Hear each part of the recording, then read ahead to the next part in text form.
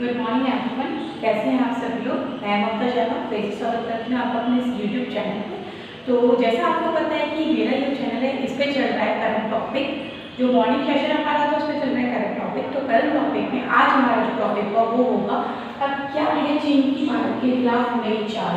मतलब जो चीन के विवाद अक्सर आप सुनते चले आए हैं। पहले मैं आपको बता दूं जो हमारा जीएस का पेपर 2 होता है, जो हमारे आईएएस पेपर होता है, जीएस का पेपर 2 होता है, उसमें अक्सर रिलेशनशिप पूछी जाती है अपने बॉर्डर वाली कंट्री से या किसी भी कंट्रीज के साथ रिलेशनशिप के बारे में एक मेजर पार्ट रहता है। और वही जो लॉ वाले स्टूडेंट है उनके लिए जो जीएस का पेपर होता है उसमें एक 100 वर्ड्स में या 50 वर्ड्स में 150 वर्ड्स में एक टॉपिक लिखने को आता है, उसमें रिलेशन डिस्कस करने को बताया जाता है, जिसमें हर किसी भी तरीके का क्वेश्चन वो लोग पुटअप कर सकते हैं, चाहे तो वो किसी भी सीमा के साथ जो बॉर्डर लगे हुए हैं हमारे जो भी किसी भी कंट्री के साथ उसके साथ के पूरा एक एनालाइज करने को बोल सकते हैं, आलोचनात्मक टिप्पणी लिखने को बोल सकते हैं, या दोनों के रिलेशन में क्या क्या रिलेशन है उसको एक्सप्लेन करने को बोल सकते हैं। तो जैसा आपको पता है कि ये जो टॉपिक है ये है चीन के भारत के खिलाफ क्या है नई चाल।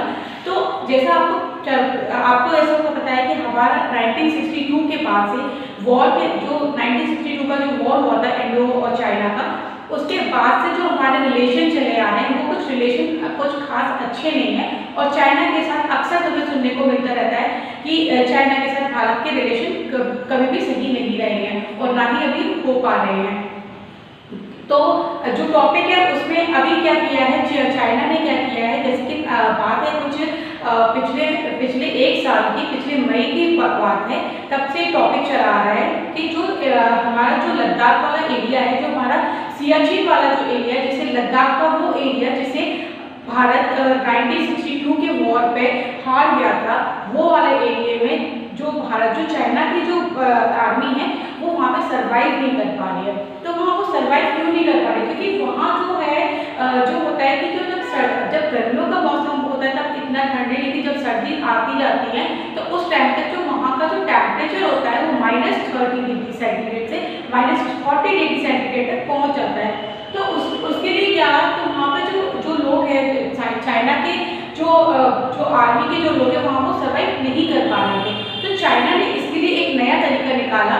तरीका उन्होंने क्या निकाला, जो हमारा जो तिब्बत वाला जो पार्ट है, जो लद्दाख से लगा हुआ जो तिब्बत वाला जो पार्ट है सियाचिन वाला, तो वहाँ पे क्या किया, जो वहाँ के जो तिब्बती लोग थे जो चाइना के बॉर्डर के अंदर थे, उन लोगों के साथ मिलकर एक बटालियन का उन्होंने निर्माण किया। वो बटालियन उन्होंने किस तरीके से बनाई, वो बटालियन उन्होंने बनाई वहीं के रहने वाले लोगों की सहायता से, वहीं के लोगों को अपॉइंट किया, उनको ट्रेन किया और वहाँ पे एक बटालियन तैयार कर दी जो भारत के अगेंस्ट अब वहाँ पे खड़े होकर लड़ाई कर सकेगी। तो चाइना ने क्या किया, चाइना ने यहाँ पे जो बटालियन तैयार की वो की है अभी, उन्होंने जो तैयार किया वो बटालियन वो उन्होंने क्यों तैयार की थी, जो भारत के जो लोग हैं, भारत की जो आर्मी है वहाँ जो चाइना के अगेंस्ट में डटी हुई है उसके अगेंस्ट वो वहाँ पे खड़ा हो सके, उनके अगेंस्ट में जो तैयार रह सके। तो इस तरीके से चाइना ने एक फौज अपनी पूरी तैयार करी, पूरा बटालियन तैयार कर लिया है, जो वहाँ पे जो बर्फ इतनी पड़ती है, वहाँ इतनी ज़्यादा बर्फ पड़ती है कि अगर एक बार एक ग्लेशियर वहाँ पिघलता है तो सालों तक लोग को बर्फ पे ढके रहते, मिलते तक नहीं है।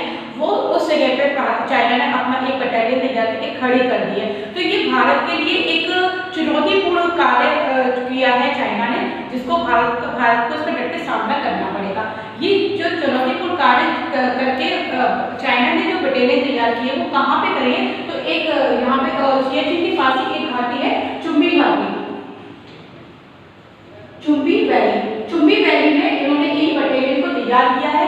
नॉट ओनली उन्होंने तैयार किया है, इन्होंने वहाँ पे उस फोर्स को भेज भी दिया है, ट्रेन करके उस फोर्स को भेज भी दिया है, यानी कि एक बटालियन वहाँ पे जा चुकी है जो कि चाइना इंडिया के अगेंस्ट में वहाँ खड़ी हो गई है। और इसको उन्होंने जो नाम दिया है वो नाम दिया है इन्होंने मिमांग चुंग। क्या नाम दिया है इन्होंने? मिमांग चेटोन। इसको आप याद रखिएगा, मिमांग चेटोन। मिमांग चेटोन ये क्वेश्चन में पूछा जा सकता है, ये एग्जाम्स में पूछा जा सकता है क्वेश्चन में कि मिमांग चेटोन क्या है। मिमांग चेटोन एक बटालियन तैयार की गई है, किसके द्वारा तैयार की गई है? चाइना के द्वारा तैयार की है। और किन लोगों की सहायता से तैयार की गई है? तो वो तिब्बती लोगों की साइड से तैयार की गई है। तो ये एक टर्म है जिसे आपको याद करना है, निमाऊ चाहता हूँ, ठीक है। अब इसके बाद बात करते हैं, अब आपके मन में एक सवाल रहेगा कि अगर चाइना ने इतनी बड़ी अपने बटालियन को तैयार कर लिया तो इंडिया यहाँ क्या कर रहा है। तो इंडिया के लिए मैं आपको बता दूं, इंडिया ने 1962 के वॉर से पहले ही बहुत बड़ा सबक ले लिया है।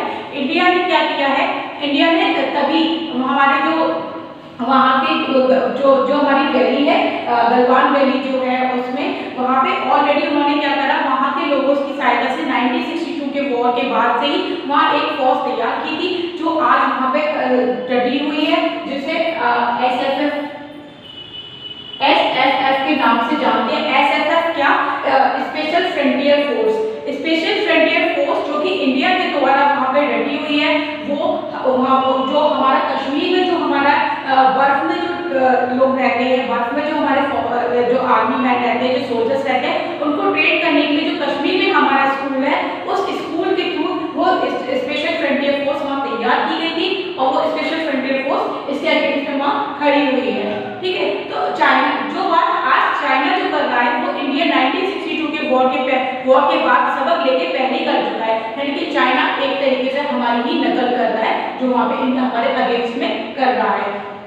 जो हमारा लद्दाख वाला क्षेत्र है जिसे LAC कहते हैं, वो LAC के बॉर्डर पे अक्सर चाइना के साथ हमारे विवाद रहते हैं। वो विवाद क्या रहते हैं, तो उस विवाद में क्या हुआ है कि जो बॉर्डर है वहाँ से लोगों का आना जाना रोकने के लिए वहाँ पे जो आपने अक्सर देखा होगा चाइना और इंडिया के बीच में 9 स्टेप की एक वो बनी हुई है, जिसमें 4 स्टेप तक चाइना, 4 स्टेप आगे के इंडिया है, जिसमें जो इंडिया वाले स्टेप से इंडिया वाले जो लाइंस है उस पे चाइना ऑलरेडी अपना, और चाइना उसके 7 और 8 नंबर वाले जो लाइंस है उस पर अपना आधिपत्य जमाना चाहता है, जिसको रोकने के लिए इंडिया के आर्मी, इंडिया की शोल्डर्स लगी हुई है और उसे रोकने में काफी इस तरीके से चाइना ने एक बटालियन को तैयार कर लिया है, जो बटालियन इंडिया के अगेंस्ट में खड़ी हो गई है यहाँ पे, और आगे और भी बटालियन उसे तैयार कर ली जिसको ट्रेनिंग को दे रहा है।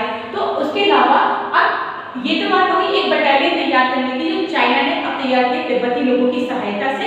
तो अब और उसके अगेंस्ट में हमारे इंडिया के पास भी एक अच्छी SFF ऑलरेडी है। तो और इसके अलावा अब चाइना ने क्या किया, चाइना ने एक बुलेट ट्रेन का निर्माण किया, बुलेट ट्रेन बनाई जो कि चाइना के ही नियमसी, चाइना के ही लिहाजा से लेकर नियमसी नामक स्थान तक इन्होंने क्या करा, एक बुलेट ट्रेन का निर्माण कर दिया है। ये बुलेट ट्रेन 700 किलोमीटर की दूरी में पूरी है और उस बुलेट ट्रेन का यकीन नहीं होगा आप लोगों को कि उस बुलेट ट्रेन के लिए इन्होंने जितनी भी वो बुलेट ट्रेन है उसमें 75% सिर्फ टनल और ब्रिज के ऊपर उन्होंने चलाई है, यानी कि इंडिया के अगेंस्ट में चाइना ने इस हद तक पैसा का इन्वेस्टमेंट किया है कि उसकी कोई सीमा तय नहीं है कि किस हद तक किया है। लिहाजा से लेकर नियमसी, जैसा कि मैंने आपको बताया कि 75% इन्होंने क्या किया है, 75% टनल और ब्रिज का निर्माण किया, और वो जो टनल और ब्रिज जो आ रहा है वो आ रहा है ब्रह्मपुत्र रिवर के ऊपर, यानी कि ब्रह्मपुत्र रिवर के ऊपर इन्होंने कितना बड़ा इन्वेस्टमेंट किया है सिर्फ बुलेट ट्रेन चलाने के लिए। बुलेट ट्रेन में इन्होंने अभी तक तैयारी ली, इन्होंने बुलेट ट्रेन को चला भी दिया है। तो और आपको एक चीज और बता दूं मैं, नियमसी से लेकर जो हमारा अरुणाचल प्रदेश का जो बॉर्डर लगता है, बॉर्डर है जो कि चाइना का सबसे नियरेस्ट बॉर्डर है, वो है अरुणाचल प्रदेश का बॉर्डर। वो अरुणाचल प्रदेश का जो बॉर्डर है वो 119 किलोमीटर की दूरी है इसमें, जो सबसे पास है। तो यहाँ तक इन्होंने ऑलरेडी बुलेट ट्रेन चला दी है और यहाँ इन्होंने आके क्या किया है, बिल्कुल अरुणाचल प्रदेश के पास आके इन्होंने एक स्टेशन इन्होंने निर्माण किया है। पूरा लिहाजा से लेकर नियमची तक जो इन्होंने जो पुल और वो ब्रिज बनाए हैं, जो टनल जो बनाई है, उसमें इन्होंने क्या है 10 स्टेशन का निर्माण किया है, जहाँ 10 स्टेशन होंगे जहाँ लोगों का उतरना जाना कुछ होगा। उसके अलावा इन्होंने क्या किया है, तो ये बात हो गई हमारी, इन्होंने क्या किया, बुलेट ट्रेन का भी निर्माण कर दिया।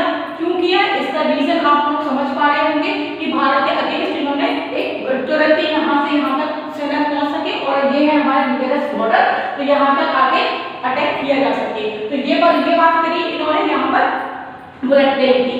इसके अलावा जैसा कि आप लोगों ने पिछले साल पढ़ा होगा, उसमें क्या था, वन प्लेनेट की एक न्यूज़ थी, उसमें बताया, उसमें चाइना ने क्या किया था, जो अरुणाचल प्रदेश जहाँ हमारे लोग रहते हैं, जहाँ पे हमारे गांव बसे हुए हैं अरुणाचल प्रदेश में, वहीं उसके बॉर्डर के आसपास ही, जैसे मान लीजिए ये हमारा अरुणाचल वाला प्रदेश है, अरुणाचल वाले प्रदेश के ये वाला जो एरिया है चाइना तिब्बत वाला, ये जो एरिया है, यहाँ इन्होंने क्या किया है, पूरे पूरे गाँव बसा दिए हैं। इन्होंने क्या करा है, पूरा पूरा एक गांव बसा दिया है। तो ये वन प्लैनेट की न्यूज़ है कि चाइना ने क्या किया, एक गांव बसा दिया। इसी तरीके से चाइना ने क्या किया है, जो चाइना ने रशिया से S4 जो मिसाइल्स ली थी वो यहाँ पे लाके खड़ी कर दी है। तो इस तरीके से चाइना ने पूरी रणनीति तैयार करी है इंडिया के अगेंस्ट के लिए। अब देख रहे हैं कि इंडिया इसके लिए, इसके अगेंस्ट ऑलरेडी इंडिया ने बहुत कुछ कर रखा है, जैसे हमारी SFF वहाँ खड़ी कर रखी है, इसके अगेंस्ट में काफ़ी सारी बटालियंस वहाँ पे हैं, इसके अगेंस्ट में काफ़ी सारे जो हमारे रशिया के और जो हमारे अमेरिका से दी गई सहायता थी, जो भी हमारी मिसाइल्स है वो ऑलरेडी रखी हुई है। अब देख रही है कि चाइना की जो चुनौतीपूर्ण कार्य जो चाल यहाँ पर चली है उसके अगेंस्ट में भारत इसका क्या जवाब देता है। तो बात ये आती है कि इतना सब कुछ पढ़ने के बाद आपके मन में एक वो आएगा कि जब ये क्वेश्चन, जब ये टॉपिक जो है वो रिलेटेड है हमारा GS पेपर सेकंड से और बताना है रिलेशनशिप, तो मान लीजिए अगर आपके पास एक क्वेश्चन आता है, क्वेश्चन कुछ इस तरीके का आता है कि भारत चाइना के संबंध बताइए या भारत और चाइना की आलोचनात्मक टिप्पणी कीजिए। तो चाइना ने जो कार्य किया उसकी आलोचनात्मक टिप्पणी की, ये क्वेश्चन आता है। तो आपको इसके लिए क्या करना है, आपको इसके लिए बहुत बड़ी भूमिका लिखने के बाद एक में जो आप एनालाइज निकालेंगे, जो करेंगे, उसमें सिर्फ आपको दोनों तरीके की बातें, पॉजिटिव और नेगेटिव दोनों तरीके की बातें लिखते हुए लास्ट में आपको ये करना है कि आपको सुझाव देते हुए इस टॉपिक को एंड करना होगा, ना कि आलोचना। ऐसा नहीं कि अगर आलोचना लिखने को बोली तो आप भर भर के पूरा लोटे भर भर के उसमें आलोचना लिख के आ जाए, तो उससे आपको किसी को नेगेटिव नहीं बताना है। दोनों चीज़ों को एनालाइज करने के बाद पॉजिटिव और नेगेटिव दोनों को करने के बाद उसको अपना राइटिंग को एंड देना है, ठीक है। तो ये था हमारा आज का टॉपिक। अब आप लोगों को, आई होप आप लोगों को समझ में आया होगा। और जैसा कि आप लोगों को पता है कि मेरा जो करंट टॉपिक का इशू है वो चल रहा है, लेकिन बीच में कभी कभी हो जाता है, तो उसको आप इग्नोर कीजिए। और आई होप आप लोगों को समझ में आया होगा। आज का टॉपिक यही खत्म